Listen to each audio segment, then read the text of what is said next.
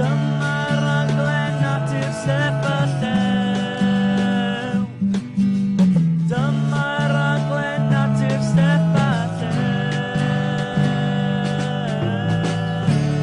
Helo a chroeso i rifyn arbennig o raglen natur. Gyda fi, Llew ap Llew Coolboy 123. A fi, Steff ap Steff Coolboy 123. Heddiw, rydyn ni wedi cael gwahoddiad arbennig i'r raglen natur i ddod i'r eco-fair. Fel y gallwch gweld, fi a Llew yn excited iawn i'r ffair eco yma heddiw yn dre fach fel Undre. Ie, ni wedi cael gwahoddiad i ddod yma yn y special i ffilmo cyfres newydd o raglen natur. A ni'n excited bost. Fel y gallwch weld, ers y raglen natur diwetha, mae'r cyllid wedi cael ei dorri ar gyfer y raglen. Yn anffodus, dyw Llew methu cael y toriadau gwallt na oedd e'n arfer gael yn reolaidd. A mae costau bwyd wedi cynyddu gyment nes bod Steffan wedi goffod bwyta lot yn llai. Ta beth, ni ma heddiw, a na beth sy'n bwysig. Cynhelir y ffair eco eleni yn amgueddfa Wlad Cymru sydd yn dathlu diwydiant Wlad Cymru ddoe a heddiw. Pwrpas y ffair eco yw hybu masnach a bywyd eco yng Nghymru.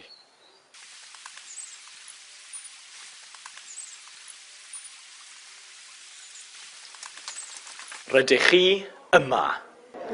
Rhan bwysig o fywyd eco-gyfeillgar yw'r gallu i wneud dillad allan o defnyddiau wedi ei ailgylchu, megis yr hat yma. A'r hat yma. A'r hat yma. Gallwch brynu jeans ac yn y blaen. Mae'r broses marw yn bwysig i ni yn y rhaglen natur. Oherwydd dyna beth yw'r natur, bywyd a marwolaeth. Ystyriwch y syniad bach yna. Fodd bynnag, fan hyn, mae da ni sgaeth a ddefnyddir gan y Peregrym, neu Grim Reaper fel dywed y Sais. A mae'n dda i weld bod rhain yn dal i cael ei werthu yn yr ffair eco oherwydd falle brynau nawr.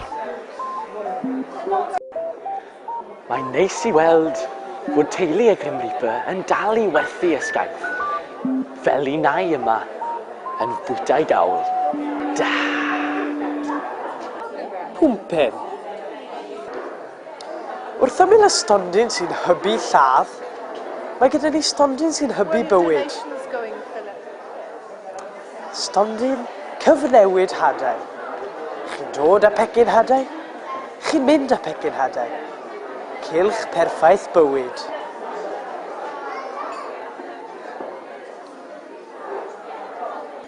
Fi a Steff newydd ffeindio llyfr wedi wneud as o lychen. Gawn ni ddarllen.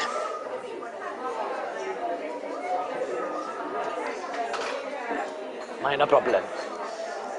Dim ots, dyma'r caffi sef rhan mwy o phoblogaeth y ffair hyd yn hyn.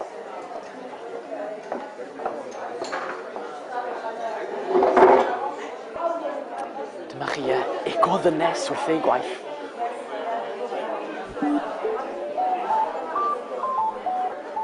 Nawr, rydych chi yma. Wyt ti'n mwynhau Llywelyn ap Llew Coolboy 123? Ydw yn fawr, dwi wedi ffeindio llawer o bethau sy'n bwysig iawn i ni yn y bywyd eco-gyfeillgar. Cytuno. A nawr i ni'n mynd i'r llawr dop neu gawn olygfa gwych o'r holl ddigwyddiad. I ffwrdd o fywiogrwydd yr ffair eco, yma yn amgueddfa Wlad Cymru, y mae peiriant cyntaf creu defaid Cymru. Ie, yn fan hyn, dechreuodd y traddodiad o greu defaid sydd yn rhan o'n hanes ni.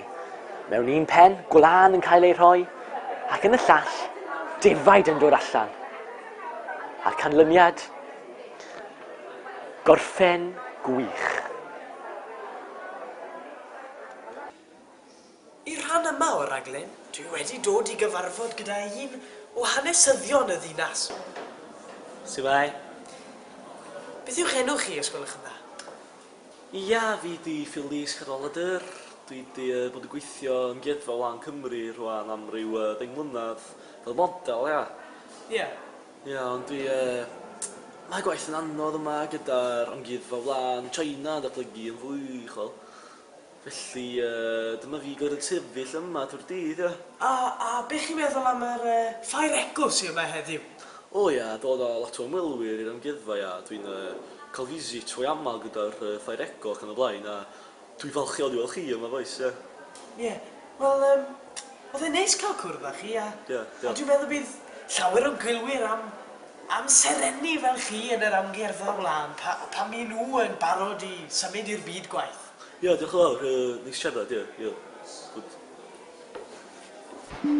Tu allan i'r amgueddfa, gwelwn ddŵr, tarddiad bywyd, cyrraedd popeth byw. Mae angen i chi gofio hwnnw. Ac wrth gwrs, y prif reswm i ni gyd yma yw i weld cynnyrch y broses creu dafad. Y ddafad.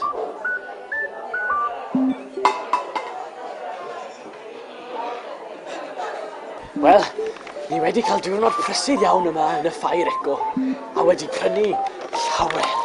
Da ni'n mynd i greu gwlad eco ein hunain.